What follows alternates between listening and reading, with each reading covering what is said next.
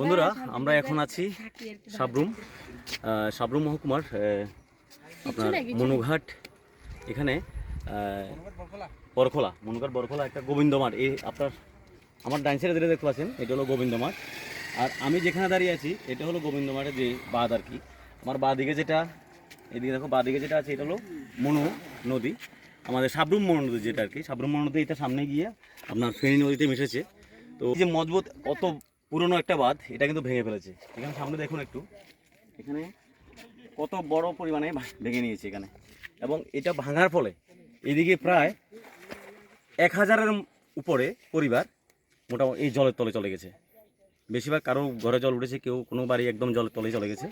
তো যার কারণে মানুষ প্রচণ্ড পরিমাণ ক্ষতির সম্মুখীন হয়েছে। তো এখনও প্রচুর বাড়ি কিন্তু এদিকে একটু দেখো, এখনও প্রচুর বাড়ি এখনও জলের তলেই আছে।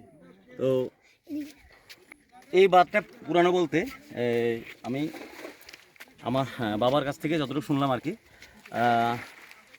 45 ইয়ার প্লাস হবে, কমসে কম 45 বছরের থেকে বেশি হবে। কত বছর হইতে পারে বাণীটা দিচ্ছে একটা আইডিয়া কি দেখো, বাণীটা কত বছর হইতে পারে একটা আইডিয়া? 30-35 বছর। এর আগে তো একবার ভাঙছিল, আরো বেশি হবো, আমার বাবার কাছে আরো বেশি হবো। কাজ করছে 40-এর উপরে হবে না গো, 40 বছরের উপরে হবে এই বাঁধটি। এর আগে লাস্ট একবার ভাঙছিল, এটা না আরেকটা ছোট খিল বাঁধটা ভাঙছিল।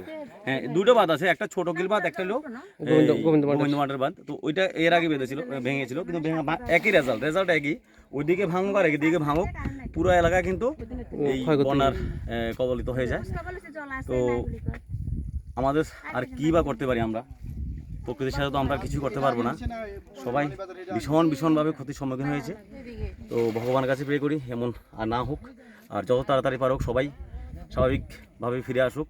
গভর্নমেন্ট যদি কিছুটা করে, অবশ্যই করবে, শুনেছি কিছু প্যাকেজ লাগু করেছে গভর্নমেন্ট আমাদের এই বন্যার যারা ক্ষতিগ্রস্ত হয়েছেন তাদের জন্য অবশ্যই কিছু না কিছু করবে। আর চলুন আপনাদের একটু ভালো করে দেখাই এই সাইডটা। এদিকে যেটা দেখাচ্ছি পাচ্ছি এদিকে হলো বটতলি বাজার, এই সাইডটা হলো বটতলি বাজার। আর এই সাইডটা এইদিকে যদি যাই, এদিকের এরপরে যে জায়গাটা এটা হলো মনুঘাট বাজার। আর এই সাইডটা হলো বেতাগা রতনমণি পঞ্চায়েত এলাকা। আর এই সাইডটা হবে, এটা হলো না ওই সাইডটা এই সাইডটা তো এটাও বেতাগা রতনমণি না। তো পুরো এলাকায় কিন্তু এখন জলমগ্ন। আমরা একটু ছিলাম ওইদিকে বাঁধে ছিলাম, এখানটাই বাঁধটা ভেঙে গিয়েছিল। তো এরপর আমরা ওই দিক থেকে এদিক দিয়ে আসি। এখন এই বেশিরভাগ মানুষ কিন্তু এই যে স্কুলটা দেখতে পাচ্ছেন এখানে কিন্তু আশ্রয় দিয়েছিল। তো এখনও আছে লোক, ওনাদেরকে এখানে আশ্রয় দিয়েছে। কিন্তু এখানে যাওয়ার রাস্তার মধ্যেও কিন্তু জল উঠে গেছে নর্মাল এই হাতের উপরে। দেখুন এখানে লেগে কতটা উপরে কি পরিমাণ জল হয়েছে এবার দেখুন। মানে আমরা এখন যেখানে দাঁড়িয়ে আছি আমাদের মাথার উপরে ছিল জল।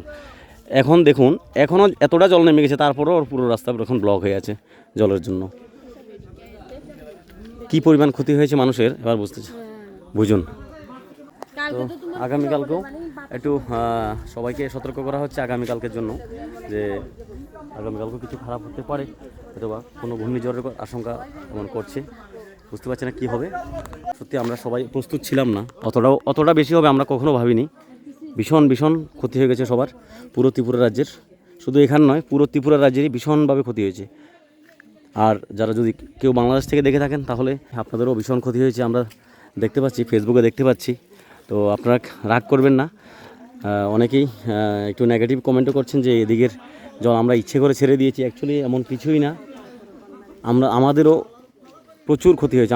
আমাদের ত্রিপুরা যে টোটাল আমি কাউন্ট করিনি, আমার জানা মতে এখন সব নিউজ দেখতে পারিনি, কেন আমার পাশেই 7জন 8জন টোটাল 8জন লোক মারা গেছে। আমি পাশে বলতে আমার এরিয়ার ভিতরেই। তো এই কারণে বলছি, শুধু ক্ষতি আপনাদের না, আমাদেরও ক্ষতি হয়েছে।